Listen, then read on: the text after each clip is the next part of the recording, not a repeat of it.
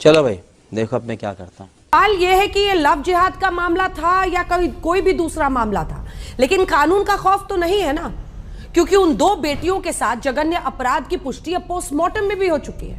उसके बाद उनको मारा, पेड़ पर टांगने की हिमाकत की और फिर वहां से निकले। शर्म मनी जी, ये क्या बताता है कानून व्यवस्था के बारे में? नहीं, देखिए, कानून व्यवस्था को लेकर अगर आप बात करेंगे तो आप देखेंगे 24 घंटे के भीतर इस पूरी घटना का न सिर्फ खुलासा हुआ बल्कि सारे आरोपी पकड़े गए। दुर्भाग्यपूर्ण घटना है, दुखद घटना है। आपको ये भी पता है कि एक पूरी घटना एक गांव की घटना है। जो आरोपी हैं, जो पीड़ित पक्ष है, सभी एक दूसरे से परिचित थे। देखिए पूरे देश में किस तरह का उसको लेकर संदेश गया, लेकिन इनको ये भी बताना चाहिए कि कौन से दल से जुड़े हुए थे ये जो अपराधी पकड़े गए हैं, जिस अपराधी के पैर में गोली लगी है उसके परिवार के लोग कौन से राजनीतिक दल से जुड़े हुए थे। मैं ये कहना नहीं चाह रहा था क्योंकि ये राजनीति का वक्त नहीं है, लेकिन कौन से दल के वो लोग थे, कौन से दल से उनका जुड़ाव था, यह भी इनको बताना चाहिए। हम जब बुलडोजर चलाते हैं अपराधियों पर तब दर्द इनको होता है, बुलडोजर अपराधी पर चलता है, दर्द ये हरे कुर्ते वाली पार्टी को होता है। हम जब कोई सेंस है इस बात की? करने की आवश्यकता नहीं है, क्योंकि देश में और जो बिहार वार में घटनाएं हुई है या राजस्थान जो रेप में नंबर 1 है वहां पता कर लीजिए। उत्तर प्रदेश जल्दी पहुंच गए आप, होती है बहुत जल्दी राजस्थान पहुंच गए आप। मैं इंतजार ही कर रही थी कि पहले सवाल में आप राजस्थान पहुंचते हैं या दूसरे में पहुंचते हैं। सर उत्तर प्रदेश तो निपटा लीजिए। अगर हाथरस और उन्नाव में आपने नजीर बना दिया होता तो आज ये हालत नहीं रहती जो आज लखीमपुर में हुआ है।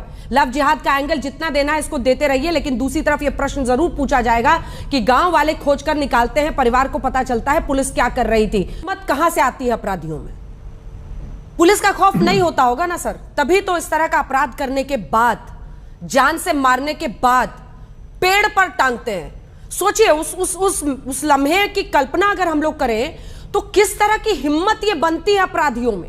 और महिलाओं के साथ हो रहे अपराध को लेकर ये देश हमेशा बस जितने नारेबाजी करवा लीजिए, कैंडल मार्च निकलवा लीजिए, इंडिया गेट पर पहुंचा दीजिए। निर्भया केस में सर 10 साल लग गए और निर्भया की मां मुझे बताती थी कि जब वो कोर्ट में जाती थी अपराधी और उसके परिवार के लोग हंसते थे उनके सामने। कुछ जो वो चुटकुले मारते थे तो उस पर वहां बैठे वकील भी हंसते थे। इससे ज्यादा विभत्स क्या हो सकता है? और फिर नारे लगवाने लगी और आप मशाल का मार्च निकलवाइए, कल निकल जाएंगे आपको 200 लोग। ये देश कौन सी दुनिया में जीता है और क्यों ऐसी घटनाएं होती हैं और पुलिस का खौफ क्यों नहीं है महिलाओं के खिलाफ अपराध के मामलों में? ये बड़ी अच्छी बात कही आप। अंजना जी, अत्यंत आपत्तिजनक और निर्मम और जघन्य हत्याकांड, इसकी जितनी भी भर्त्सना की जाए वो कम होगी। मैं पुलिस के दृष्टिकोण से 4 बिंदु आपके सामने प्रस्तुत करता हूं। पहला बिंदु जो आपने कहा है, अगर पुलिसिंग अपनी पूरी तरीके से इन पोजीशन होती, अपहरण करना, गैंग रेप करना, हत्या करना, लाश को टांगना, ये 1 मिनट का काम तो है नहीं। अगर बहुत ही ज्यादा कोई एक्सपर्ट और सीरियल रेपिस्ट होगा उसको भी कम से कम घंटों लगेंगे और उतनी देर में कोई पिकेट, कोई हमारी सूचना, कोई कुछ नहीं। मान लिया चलिए आप नहीं पहुंच पाए, लेकिन परिवार जब चौकी में गया, चौकी में उनका अपमान किया गया, उनके साथ मारपीट की गई, पूरी चौकी और थाना अब तक बर्खास्त क्यों नहीं किया गया, सस्पेंड क्यों नहीं किया? अब अगर तुम लोग नए हो तो सब्सक्राइब करो, वो जो लाल वाला बटन है उसके साथ स्कैम करो या फिर महफिल जमाओ, मुझे नहीं पता, बस क्लिक हो जाना चाहिए। अब मैं भी जा रहा हूं, मुझे पार्क में स्टंट्स मारने जाना है। बाय।